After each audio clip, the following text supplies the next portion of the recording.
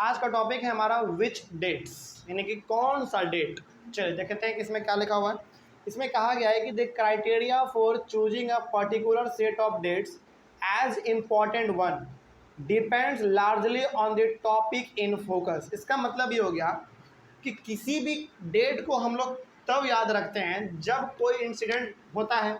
जैसे मान लीजिए कोई घटना घट गया तो उसी को याद रखेंगे ना हम लोग।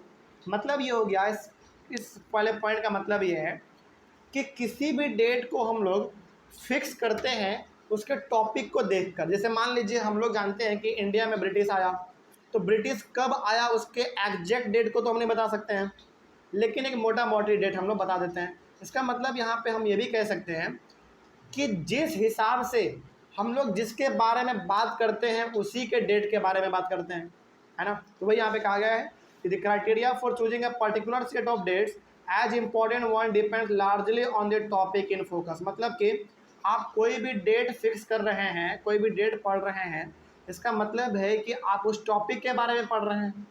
ठीक है, आगे if this subject in focus changes then another set of dates become important. और जैसे ही आपने तुरंत टॉपिक चेंज कर दिया उसका डेट भी चेंज हो जाता है। जैसे मान लीजिए ब्रिटिश और मुग़ल के बारे में आप पढ़ेंगे तो क्या दोनों का डेट सेम है?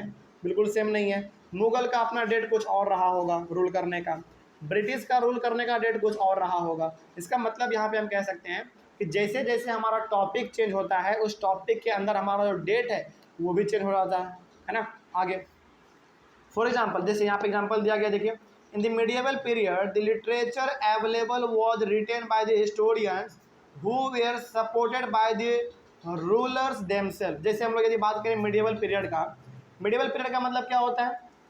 बीच वाला समय, है ना।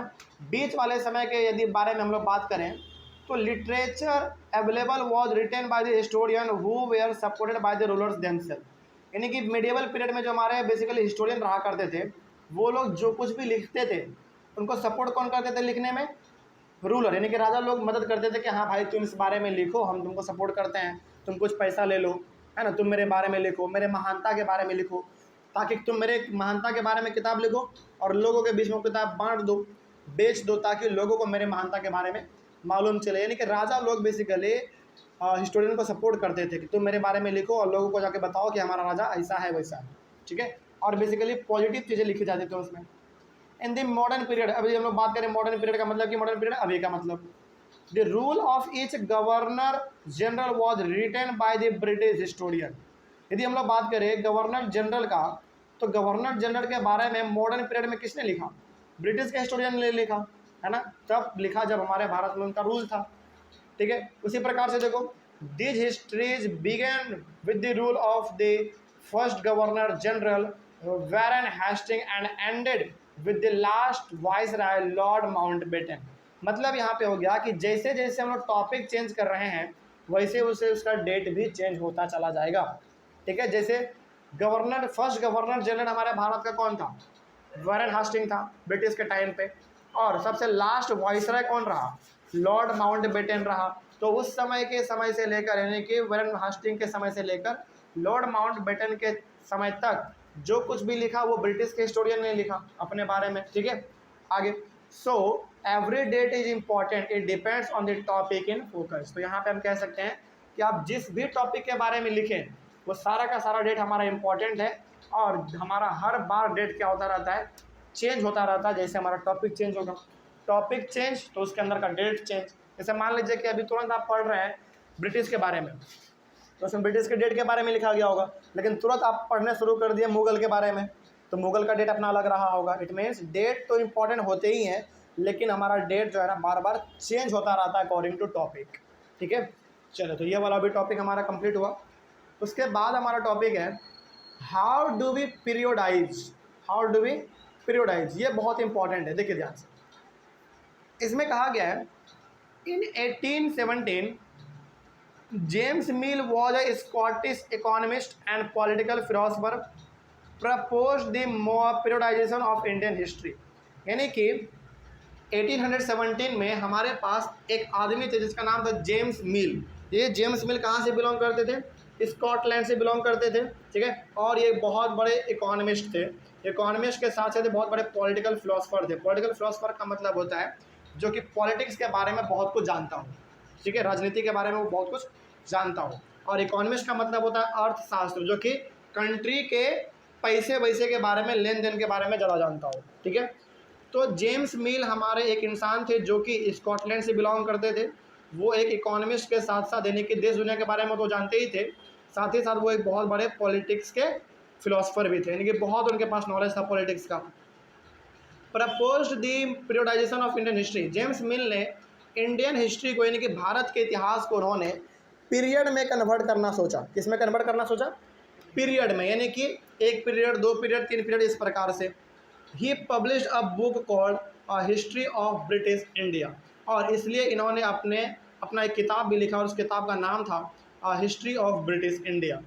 हिस्ट्री ऑफ ब्रिटिश इंडिया का मतलब है कि इन्होंने पूरी तरीके से किसके बारे में लिखा था? ब्रिटिश के बारे में लिखा था, और तब लिखा था जब ब्रिटिश का भारत पे रूल चल रहा था उस समय पे, ठीक है। आगे तो आप इस बुक का नाम याद रखेगा, जेम्स मिल ने जो बुक लिखा था उस बुक का नाम क्या था? A history of British India. आगे, in this book he divided Indian history into 3 periods. इस बुक में इन्होंने इंडियन हिस्ट्री को यानी कि भारत के इतिहास को इन्होंने 3 पीरियड में बांटा। पहला पीरियड इन्होंने रखा हिंदू का, दूसरा पीरियड इन्होंने रखा मुस्लिम का, और तीसरा पीरियड इन्होंने रखा ब्रिटिश का। यानी कि भारत के अब तक के इतिहास को इन्होंने 3 अलग अलग हिस्सों में बांट दिया। इन्होंने कहा कि भारत में पहला रूल था हिंदू का, बाद में रूल हुआ मुस्लिम का, और बाद में फिर रूल हो गया किसका? ब्रिटिश का। यानी कि पहले हिंदू का, फिर मुस्लिम का, और सबसे लास्ट में किसका रूल हो गया? ब्रिटिश का। ये इन्होंने 3 अलग अलग हिस्सों में हमारे भारत के इतिहास को बदल दिया, यानी कि बांट दिया, ठीक है।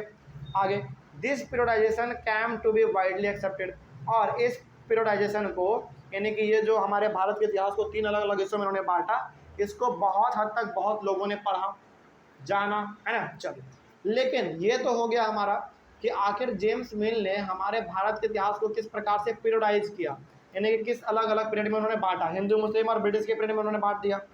लेकिन इसका कुछ लिमिटेशन भी था, ड्रॉबैक भी था, है ना। वो ड्रॉबैक हम लोग देख लेते हैं, देखिए ध्यान से। Periodization done by James Mill has many limitations, यानी कि ड्रॉबैक।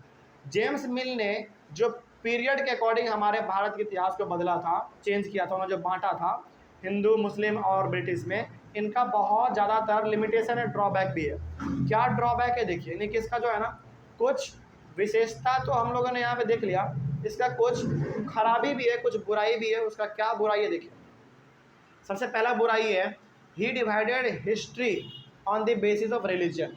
इन्होंने भारत के इतिहास को रिलीजन के आधार पर बांट दिया। जैसे हिंदू, मुस्लिम क्या है हमारा? रिलीजन है ना, इंडिया का 2 अलग अलग धर्म है, तो इन्होंने अलग अलग रिलीजन के तौर पे इंडियन हिस्ट्री को बांट दिया, जो कि सबसे पहला खराबी था। दूसरा क्या था? All the rulers in the Hindu period they are not Hindus. अच्छा जरा बताइए, इन्होंने जो 3 अलग अलग पीरियड में हमारे भारत के इतिहास को बदला, जो बांट दिया, तो बताइए क्या हिंदू पीरियड में केवल भारत में हिंदू ही रूलर रहे होंगे? नहीं, कुछ हमारे रूलर मुस्लिम भी रहे होंगे, यानी कि हिंदू वाले पीरियड में कुछ राजा हमारे मुस्लिम भी रहे होंगे। उसी प्रकार से similarly all the rulers in the Muslim period they are not Muslims. उसी प्रकार से मुस्लिम पीरियड में हमारे सारे मुस्लिम नहीं रहे होंगे, कुछ हिंदू हमारे भी रूलर रहे होंगे। तो यहाँ पे जो जेम्स मिल ने हमारे भारत के इतिहास को 3 अलग अलग पीरियड में जो बांटा था, उसका बहुत बड़ा ड्रॉबैक भी था। पहला ड्रॉबैक तो ये कि उन्होंने रिलीजन के आधार पर बांट दिया, हिंदू मुस्लिम के नाम पर। और यहाँ पर उन्होंने बताया कि हिंदू पीरियड में सारे के सारे राजा हिंदू नहीं थे, कुछ मुस्लिम भी थे। उसी प्रकार से मुस्लिम पीरियड में सारे राजा हमारे मुस्लिम नहीं थे, कुछ हिंदू भी राजा थे हमारे पास, ठीक है। आगे चौथा क्या है? देखो, he thought that the Indians were at a lower level of civilisation than Europe.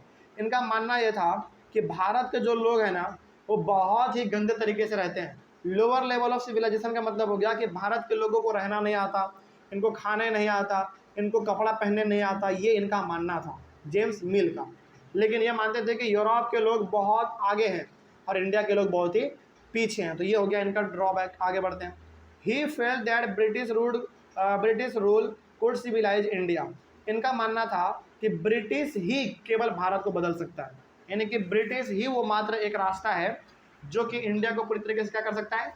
Change कर सकता है। ये इनका मानना था, इनका मानना था, जेम्स मिल का मानना था। तो ये 5 लिमिटेशन हो गए, ड्रॉबैक हो गए जेम्स मिल का। आगे बढ़ते हैं फिर।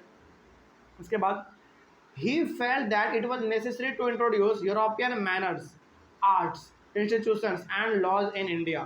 तो जेम्स मिल का कहना था कि इंडिया के लोग ना बहुत गंदे तरीके से रहते हैं, इनको रहने नहीं आता है, इनको डेवलपमेंट नहीं आता, इनको खाना खाने नहीं आता, इनको कपड़ा पहनने नहीं आता, ये ज़मीन पे बैठ जाते हैं, है ना, कहीं भी बैठ जाते हैं, कहीं भी बात करने लगते हैं, इनको कोई मैनर नहीं है। ये इनका कहना था हम लोगों को, यानी कि इंडियन को ये कहते थे।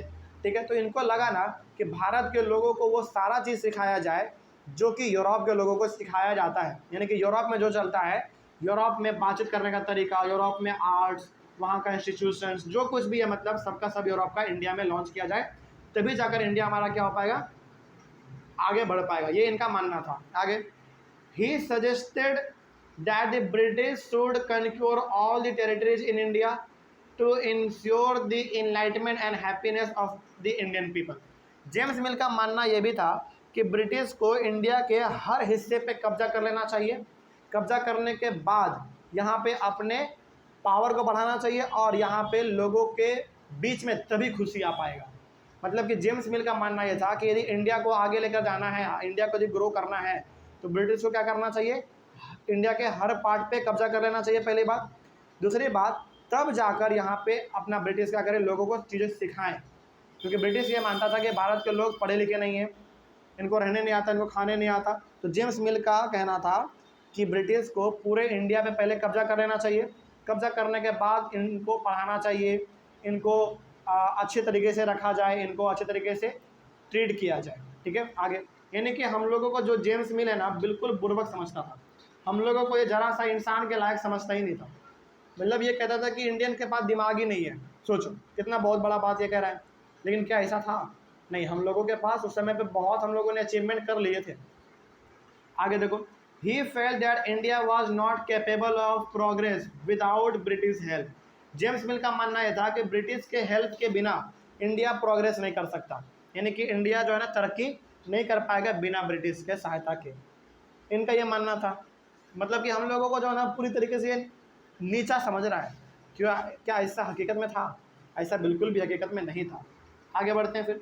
According to him the British rule was a birth of new India. और इनका मानना यह था कि जब ब्रिटिश पूरे इंडिया पे रूल करना शुरू कर देंगे तो भारत का यहाँ पे एक नया जन्म होगा। मतलब कि यहाँ पे अपने एक नया भारत आपको देखने को मिलेगा। पहले जो भारत के लोग थे बिल्कुल गलत तरीके से रहते थे, खाने का तरीका नहीं था, बात करने का तरीका नहीं था, बैठने का तरीका नहीं था। लेकिन जब से ब्रिटिश इंडिया में रूल करना शुरू किया है तब से हमारा भारत एक नया भारत बन गया। ये इनका मानना था। ठीक है, आगे बढ़ते हैं। He had incorrect ideas about the achievements of Indians. James मिल को ज़रा सा भी आइडिया नहीं था हम इंडियंस के अचीवमेंट के बारे में, यानी कि हम लोगों ने भी अलग अलग फील्ड में बहुत तरक्की किए हैं, ये जेम्स मिल को मालूम नहीं था। तो ये हमारा कुछ ड्रॉबैक हो गए जो कि किसका था, जेम्स मिल के बारे में था। कोई दिक्कत है इसमें? चलिए उसके बाद हम लोग अपने अगले वाले क्लास में शुरू करेंगे पीरियोडाइजेशन डन बाय अदर हिस्टोरियंस। तब तक के लिए थैंक यू वेरी मच। मिलते हैं हम लोग अपने अगले वाले क्लास में।